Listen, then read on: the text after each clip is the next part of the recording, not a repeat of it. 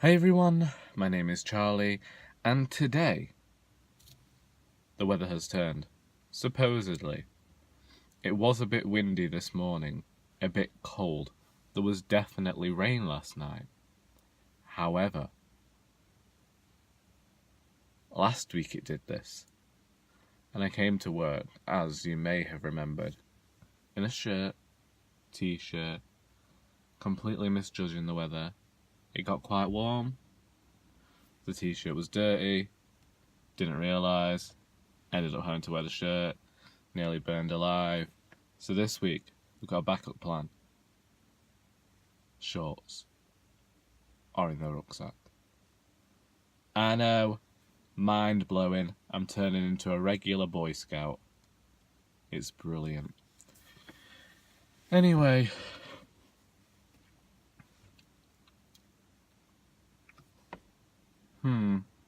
Yes, I think I will actually review a book now.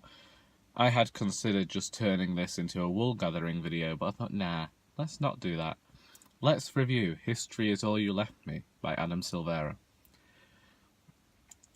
I buddy read this book with Anthony of Anthony Andrews.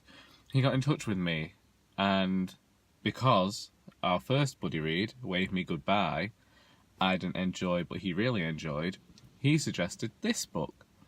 I've been meaning to read some Silvera for a certain amount of time. He's grown quite popular in the young adult category.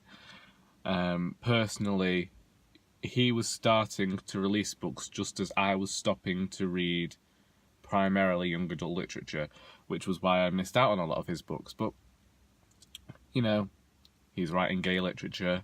He is a writer whose books I think that many should read. And so I thought, well, actually, maybe you ought to read the book yourself.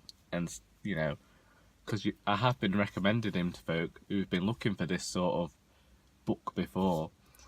Anyway, this was History Is All You Left Me. This deals with the death of Theo and is told from the perspective of his boyfriend, Griffin.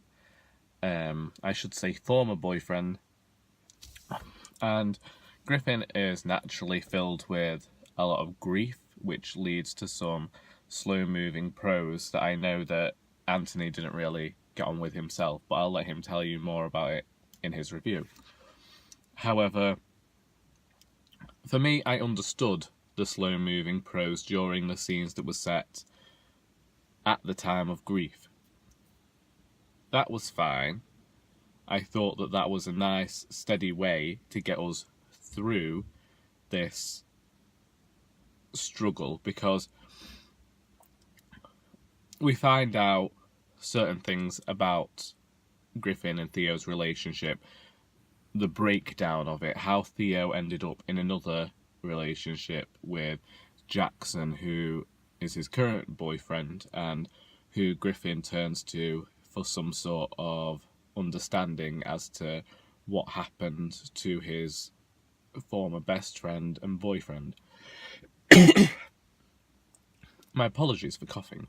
I did it in yesterday's video and didn't notice until I got home and uploaded the video. Anyway, at first I was going to recommend this book.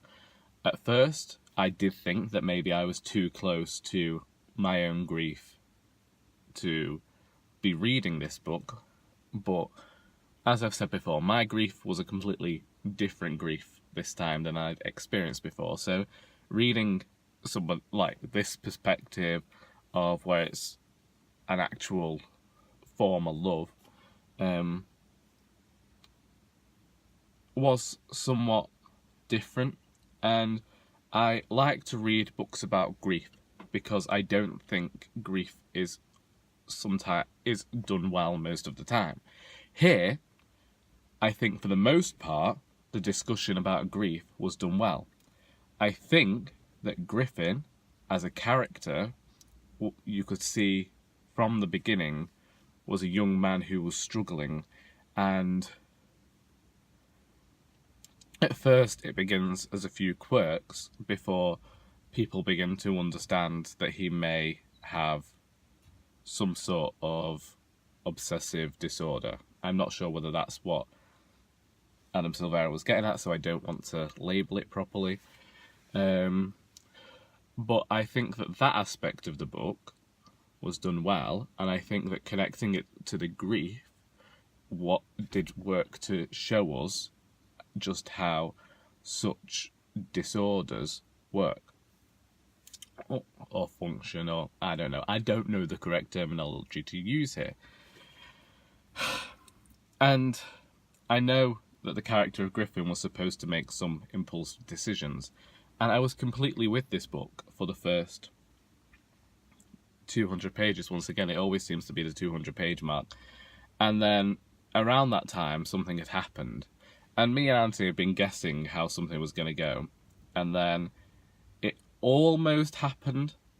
And at first, with this book, I was sending Anthony messages to say, I don't know whether this is the book for you. I think it might be too adult. And, he joked, he laughed it off, but still, I don't think this book is for people who are on the younger end of young adult. I think definitely go 16 and up. And definitely just for the prose, because it does have more adult prose for a young adult book. And I enjoyed the prose for the most part, but then it became a bit samey. And when Silvera was describing something, it became a list, and there were so many lists within this book, and at one point I thought maybe this is the character grounding himself, but then I questioned maybe it is just this little lack of skill at the moment. And anyway, like I said, something happens with it within the last 100 pages, and for me, that was an unnecessary twist. It was included to create some sort of Hollywood Hallmark movie happy ending, and whilst the ending isn't necessarily happy or sad, well, it's this mixture of just saying that this isn't the end, but it's the end for now, sort of thing.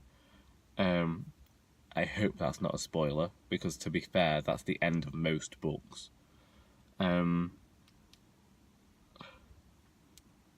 It just didn't work for me, and that one last part spoiled everything else that I'd read, to the point that I don't think that I would recommend this book anymore. I think that it would be a good book for young gay men or women, or anybody who is struggling to come out to their parents, because it does show this wealth of love and support from parents and parental figures. And I think that was very good to read. However, having not read much of this fiction now for a while, I don't know whether there are any books out there that actually do it better. Therefore, I'll recommend the book for that. I'll recommend the book for good writing in parts and prose that can make you smile. I think that more sensitive people than me, because I'm a hard-faced northerner, may get a bit teary with it. But personally, it did turn into one of those young adult books that was a bit too full of sentimentality and a bit too trying, in that it tried too hard to try and make me feel things. And all I could think was, someone's died. I understand how people are going to feel. You don't have to force this down people's throat, because they are going to understand that somebody's died. They understand the emotion, the strange impulses we get when grieving. And so, with that being said, if you'd like to see a book that explores grief, then yes, definitely go and pick up this book. If you're looking for a book with